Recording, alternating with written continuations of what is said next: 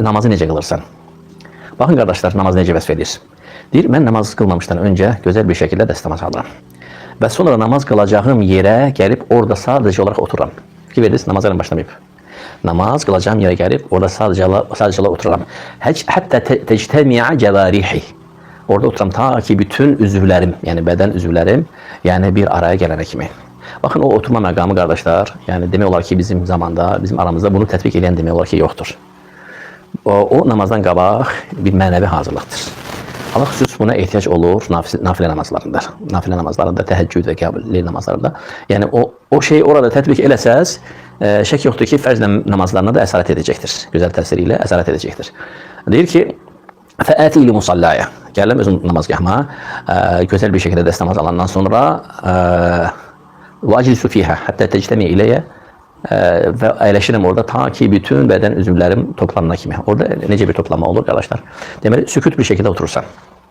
İndi sən, bax, oturmuşsan qiblə istiqamətində, tam təharət üzərində, gözəl bir dəstəmaz almış şəkildə və daha kamildir ki, ən gözəl paltalarını geyinəsən. Liqavli Teala, xudu zinətəkum ində kulli məsəcid. Xudu zinətəkum ində kulli məscidin. Yəni, namazlara getdiyiniz zaman ən gözəl libaslarınızı götürün. Və yaxşı olar ki, gözəl bir qoxu ətiniz olsun. Sələflərdən birinə rivayət olunur ki, il ərzində pulumu topladım. Ta ki 1000 dirhəmə çatdı. Sonra 1000 dirhəmə gedib bazardan ən nəfis müskü aldım, qoxunu. Bir neçə damcı. Ən nəfis, ən bahalısı. Soruşdular ki, bunu ne üçün aldın? Deyir ki, Rəbbim üçün namazda hüzuruna çıxmaq üçün. Təsəvvür, il ərzində pul yox. Yəni, yığdığı məbləğ 1000 dirhəmə çatıb. Bu böyük məbləğdir da. Çox böyük məbləğ. Bir dirhəm, bir gümüşdür. 1000 dirhəm. Gedib o 1000 dirhəmə bir neçə damcı ən nəfis qoxunu alıb, ən bahalı qoxunu alıb. Ne üçün? Gecə təhəccüdə qalxanda o qoxudan sürmək üçün, saçına, başına. Vallahi onun belə təsiri var. Hətta inanırsınız, o qoxunun gözəlliyi səni gecə namazdan qaldırır hərdən. Deyirsən ki, subhanallah, yəni namazı girməmişdən qabaq da orada bir gözəllik var, o qoxunu sürəcəm. Həmçinin sələflərdən gəlib ki, onlardan biri yəni il ərzində pul toplayardı və sonra gedərdi bazara və ən nəfis paltarlardan birini alardı. Çox gözəl bir paltar alardı. Soruşardılar ki, limən hədihi? Bu libas kim üçündür? Deyərdi ki, gecə Rəbbimin hüzuruna çıxmaq üçün. Gecə Rəbbimin hüzuruna çıxmaq üçün. Təəccüblənməyin, bunun əsli yəni sələflərdən gəlib. İbn-i Umara radiyallahu anhuma, Allah hər ikisindən və atasından razı olsun. Zövcəsi bir dəfə onu gecə ikən bəzənmiş, düzəlmiş görür. Yuxudan qalxanda görür ki, İbn-i Umar bəzənib. Çox gözəl kıyafətini geyinib, çox gözəl ətirlənib. Deyir, hara? Deyir, ilə liqa. Deyir, kimi görüşünə? Deyir, liqa Rabbi. Və limən təzəyyənd. Yəni, kim üçün belə bəzənmisən? İbn-i Umar yoldaşına deyir ki, elə bir kəs üçün ki, onun üçün bəzənməyə o daha layiqlidir. Yəni, siz elə düşünürsünüz ki, insanlar ancaq sizin üçün bəzənməlidir də. Həyat yoldaşı üçün, insanlar üçün. Amma bir nəfər var ki, o mənim mucidimdir, məni yoxdan var edəndir. Mənim xalikimdir, mənim ilahımdır, mənim Rəbbimdir, mənim xəlilimdir. Yəni, onu hamıdan çox sevirəm. Əslində, bəzənmək üçün daha layiqli olan bir kəs varsa, ən çox odur. Belə onun üçün bəzənmişəm. Bu şəkildə nə edir? Yəni, sanki qadının qəlbinə bir su sərpir ki, yəni, özvə gəl. Mən doğrudan düz yoldayım. Mən elə bir kəs üçün bəzənmişəm ki, namazda o bəzənmək üçün ən layiqdir. Amma bizdən birimiz əfsuslar olsun ki, sübh namazında məscidə görürsən ki, az qalıb pejamana gəlir. Az qalıb, yəni düz deyil bu. Qardaşlar, düz deyil. Niyə görə düz deyil? Birinci, Quran və sünnənin mənhəci bu deyil.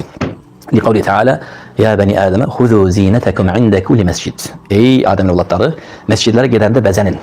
Allah Subhanahu Teala Əl-A'raf surəsində, ya bəni Ədəmə, xuzu zinətəkum ində kulli məscid. Ey Adəmin evlatları, məscidlərə gedəndə bəzənin, zinətinizi götürün. Təfsirlərə baxın, yəni ən gözəl libasınızı geyinin.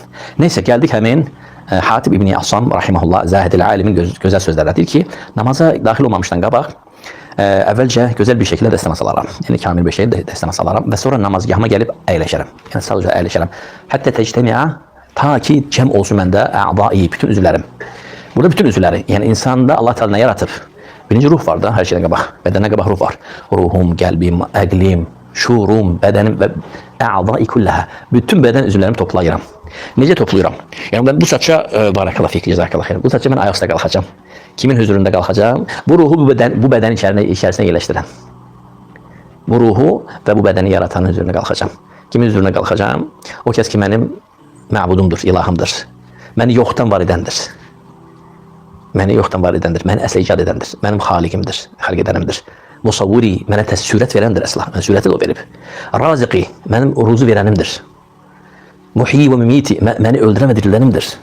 Yəni, elə bir kəsin hüzuruna qalxacam ki, mənim əcəlim də onun əlindədir. Dünyaya gelme anı da, dünyadan köçme anı da onun elindedir.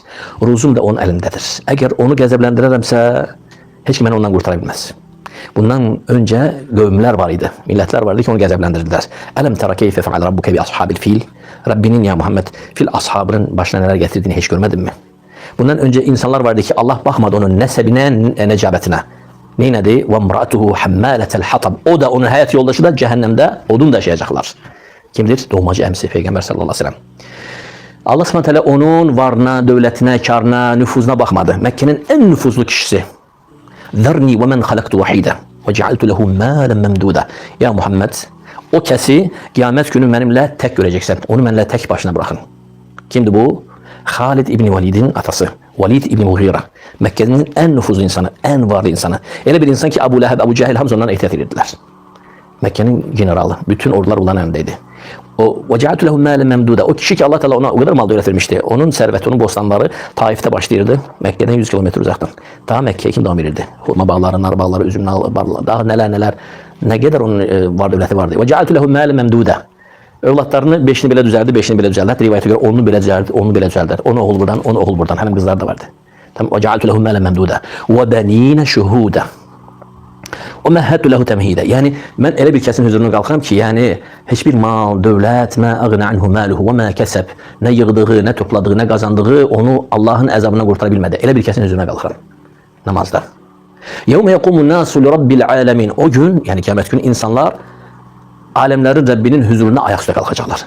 Yevme ye'ti la tekellemu nefsun illa biizni feminhum şakiyyun sa'id. Ben öyle bir kesin huzuruna kalkam ki o gün gelende ve o gün gelende Subhanahu Teala özü gelende bir kesin cingiri çıkmayacaktır. Bir kes danışmayacaktır. Bu Hud suresinde. Taha suresinde فَلَا تَسْمَعُ illa hemse. O gelende onun heybetinden, Allah subhanahu heybetinden sen seslerin tamamıyla kesilmesini göreceksin. فَلَا تَسْمَعُ illa hemse. Yalnız nefes sesi işilecek. Tesevvüle yani regem bilinmir der. Öyle regem yaratılmayıp. Bütün dünyaya gelmiş ve geçmiş bütün insanlar oradadır ve bütün cinler oradadır.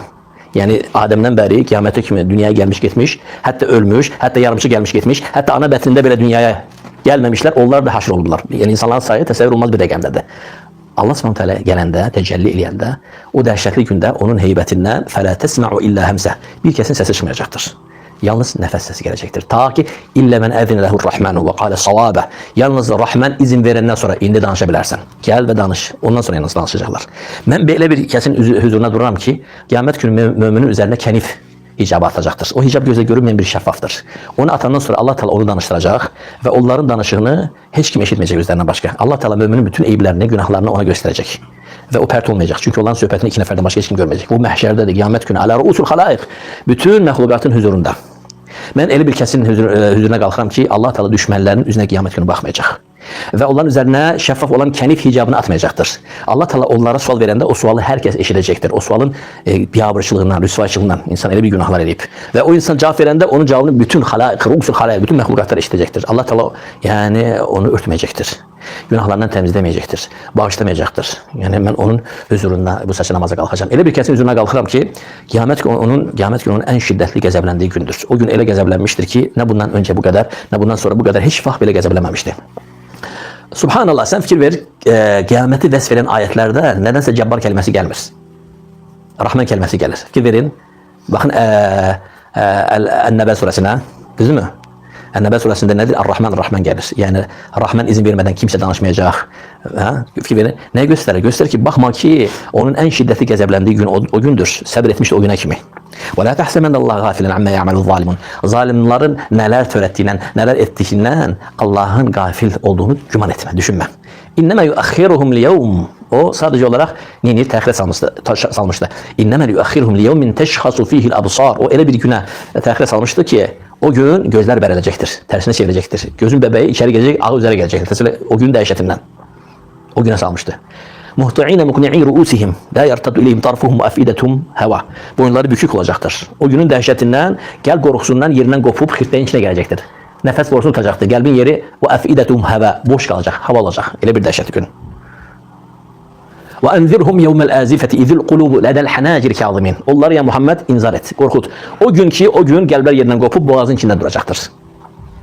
Ve enzirhum yevmel azifeti izil kulubu ledel hanacir. Hancera. gəlib bura gələcək qorxun dəhşətindən. Təsəvvür qopup gələcək. Yəni normalde bu hayatta olsa insana hiçbir ambulans qıtara bilməz də, hiçbir həkim klinika. Amma o gün ölüm yoxdur. Ölümü öldürüblər orada. Hayat devam edir.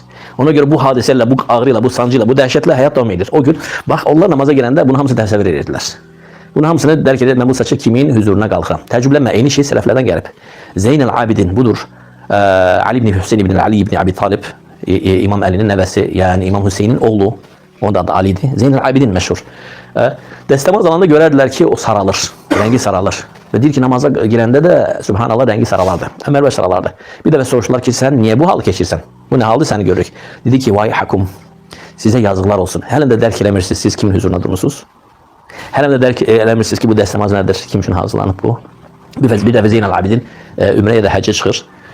Hamı tərbiyə edir. Ləbbeyk Allahumma umratan. Deyirlər, ya imam sən də dinən. Dili tutulur, qorxudan dili tutulur. Deyir, ya imam dinən, Ləbbeyk Allahumma umratan, yola çıxaq. Hamı dəvənin üzərindədir, miqatdırlar. Deyə bilmir. Deyir, niyə demirsən? Deyir, hədisdə gəlib ki, Ləbbeyk Allahumma deyəndə carçı cavab verər. La lebbeyk ve la sa'deyk. Ne lebbeykin kabul olsun, ne de hiçbir zaman xoşbəxt olmayasan. Ya bu gelir cevapta, ya da ki gelir lebbeyk. Vel hayru biyedeyk. İkisinden biri gelir. Bilmem indi hansı mənə gələcək. Deyirlər, ya imam, dinən lebbeyk Allahumma umratan, təlbiyə baş versin, ümrə niyyəti olsun ki biz yola çıxaq da. Və məcbur edirlər, deyir lebbeyk Allahumma umratan və huşu gedir dəvədən düşür. Təsəvvürlə. Huş gedir. Yani onların namaza karşı, diğer ibadetlere karşı münasibəti tamam başkaydı. Hemin Hatib ibn Asam rahimehullah deyir ki, oturaram namazgahımda. Deməli birinci dəstəmaz aldı, yolda saxladıq, dəstəmaz aldı yolda şəkildə və gələrəm namazgahımda oturaram. Hətta təcdimi aleyyə cəvarihi, ta ki mənim bütün yəni bədən üzvlərim, hər bir şeyimi toplayana kimi. Sonra nə deyir? Deyir və sonra qalxaram ukebbiru bit tahqiq. Dəqiq bir şəkildə dəqiq bir şəkildə təkbir edirəm. Nə deməkdir dəqiq bir şəkildə təkbir edirəm? Düzdür, belə bir təkbir sünnədə gəlməyib, nə də belə gəlməyib. Tamammı? Səhvdir bu. Amma hər halda belə gəlib axı. Düzdürmü? Bəzi qardaşlar neyini təkbiri haqqını vermir, belə edir. Belə təkbir olmur qardaş. Belə təkbir olmur. Təkbir necə gəlib? Təkbir gəlib ki, əlinin içi qibləyə salam verir. Düzdürmü? Bu şəkildə. Düzdürmü? Baxın. Və çiyin istiqamətində olur. Allahu Akbar. Düzdürmü? Amma belə eləmək belə təkbir olur. Deyir ki, və ukebbiru bit tahqiq. Dost doğru bir şekilde tekbir getirərəm. Ve bu tekbirim dilmənim Allah'a teslim olmuş bir şekilde olar. Ve deyir ki, ve ec'alu el-Ka'bete beyne hacibeyhi. Deyir Ka'bəni düz iki qaşımın ortasında, gözümün önündə təsəvvür edirəm. Namaza girəndə bunu təsəvvür edirəm.